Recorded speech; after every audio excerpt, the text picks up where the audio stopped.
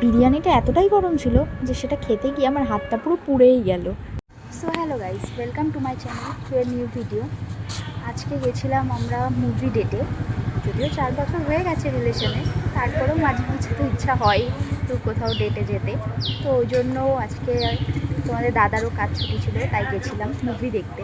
এখন নতুন একটা আর কি মুভি বেরিয়েছে সাইয়ারা, তো সেটা দেখার জন্যই আমরা গেছিলাম। তো অনেকেই বলছে যে মুভিটা নাকি ভালো হয়নি, মুভিটা নাকি মানে ছাত্রীদের জন্য বা এক্সেট্রা, তো এরকম কিছু বলছে। তো বাট আমার তো মুভিটা দেখে খুবই ভালো লাগলো। মুভিটার কনসেপ্টটাও খুবই সুন্দর। তো যারা যারা দেখোনি অবশ্যই তারা গিয়ে একবার দেখে এসো। আশা করছি তোমাদের মুভিটা খুবই ভালো লাগবে। তো তারপরে মুভি ডেটের পর এই যে দাদা, তো যদিও আমার দাদা নয়, আমার সব কিছুই। তো সে আমাকে নিয়ে গেছিলো লাঞ্চে রেস্টুরেন্টে। তো কোন রেস্টুরেন্টে নিয়ে গেছিলি?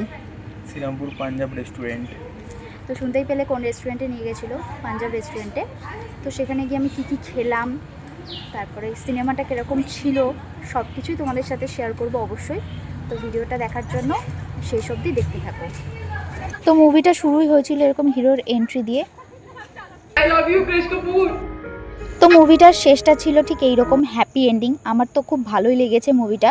তো তোমাদেরও আশা করছি খুব ভালো লাগবে। তোমরা অবশ্যই একবার সিনেমা হলেতে গিয়ে দেখে এসো। সব কটা পার্ট আর দিলাম না তোমাদেরকে এখানে, তোমরা যদি সব এখানেই দেখে নাও তাহলে আর সিনেমা হলেতে গিয়ে কী দেখবে। তো যাই হোক, সিনেমাটা দেখতে দেখতে অনেকটাই বেলা হয়ে গেছিলো আর আমাদের খিদেও পেয়ে গেছিলো প্রচণ্ড। সেই জন্য মুভিটা শেষ করেই লাঞ্চে চলে এসেছিলাম পাঞ্জাব রেস্টুরেন্টে। তোমাদের এখানকার মেনু কার্ডটাও দেখিয়ে দিলাম, একটু পজ করে তোমরা দামগুলো দেখে নিও।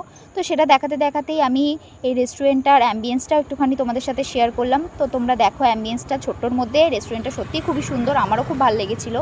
আর আমি এখানে বসে বসে ওয়েট করছিলাম আমাদের অর্ডারটা কখন আসবে সেটার জন্য। তো যাই হোক, আমাদের অর্ডারটাও চলে এসছে। আমরা অর্ডার করেছিলাম একটা চিকেন তন্দুরি কাবাব আর চিকেন বিরিয়ানি। তো চিকেন তন্দুরি কাবাবটা বেশ ভালোই ছিল খেতে, আমার মুখের এক্সপ্রেশন দেখে তো বুঝতেই পারছো যে কতটা ভালো ছিল। তো তোমরা অবশ্যই গেলে একবার ট্রাই করতে পারো, এটা ভালো ছিল। তো সেটা খেতে খেতেই চলে এলো চিকেন বিরিয়ানি।